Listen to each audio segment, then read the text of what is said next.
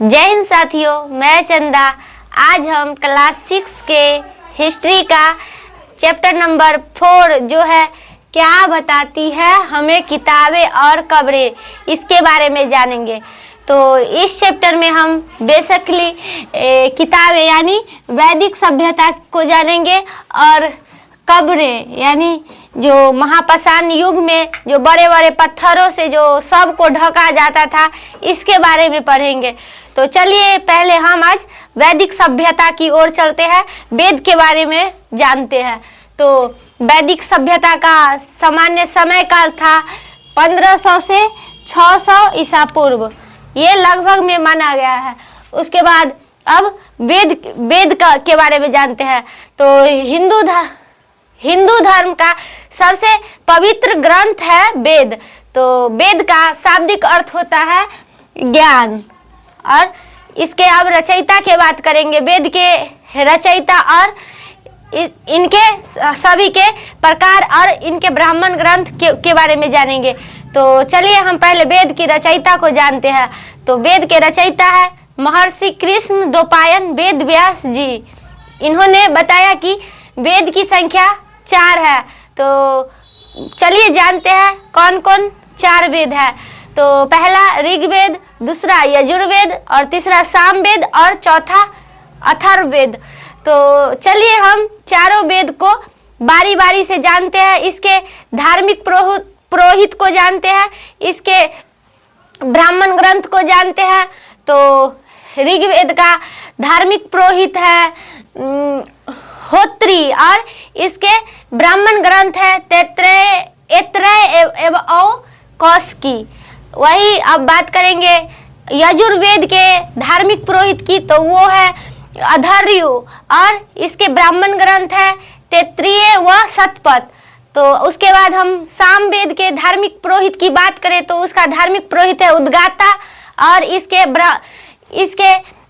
ब्राह्मण ग्रंथ है पंचविश। उसके बाद एक और वेद है अथर्ववेद। तो इसके धार्मिक पुरोहित है ब्रह्मा और इसके ब्राह्मण ग्रंथ है गौपथ। तो चलिए हम पहले ऋग्वेद के बारे में जानते हैं, इसके कुछ महत्वपूर्ण पॉइंट के बारे में जानते हैं। तो ऋग्वेद होता क्या है, इसके बारे में पहले जान लेते हैं। तो ऋचाओं के क्रमबद्ध ज्ञान के संग्रह को हम ऋग्वेद कहते हैं। उसके बाद अब ऋग्वेद के बारे में जानेंगे। तो ऋग्वेद का विषय था संस्कृत और इसका ऋग्वेद का भाषा था संस्कृत और इसका विषय था स्तुति प्रधान और स्तुति प्रधान वेद ऋग्वेद को माना गया है। इसमें ईश्वर की महिमा के बारे में बताया गया है और ऋग्वेद में ही बताया गया है 3 महत्वपूर्ण देवता है। तो चलिए जानते हैं ऋग्वेद के 3 महत्वपूर्ण देवता कौन कौन है। तो एक है अग्नि और दूसरा है इंद्र और तीसरा है सोम। तो अग्नि को आग के देवता माना गया है। उसके बाद हम इंद्र की बात करें तो इनको युद्ध का देवता कहा गया है। और सोम ये एक पौधा है जिससे एक विशेष पेय बनाया जाता है। तो अब इन सभी के बारे में जान लिए हैं। तो चलिए अब हम ऋग्वेद के मंडल, सूक्त और ऋचाएँ के बारे में जानते हैं।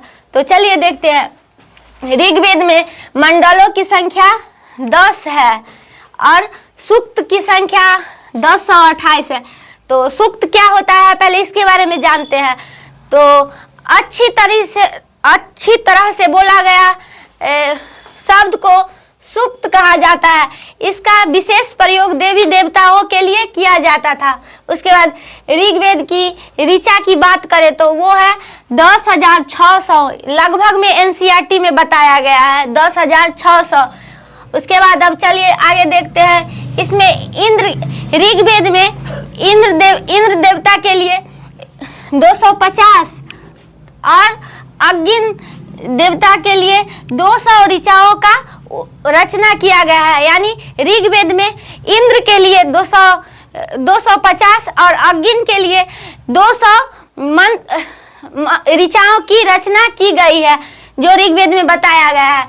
उसके बाद चलिए अब जानते हैं इन सभी 10 मंडल में कुछ महत्वपूर्ण मंडल को। तो ऋग्वेद के 8वें मंडल जो हस्तलिखित है, जिसे खील कहा जाता है, यानी ऋग्वेद के जो 8वां मंडल है उसको हाथ से लिखा गया है और उसे खील कहा जाता है। तो ये बहुत ही महत्वपूर्ण है।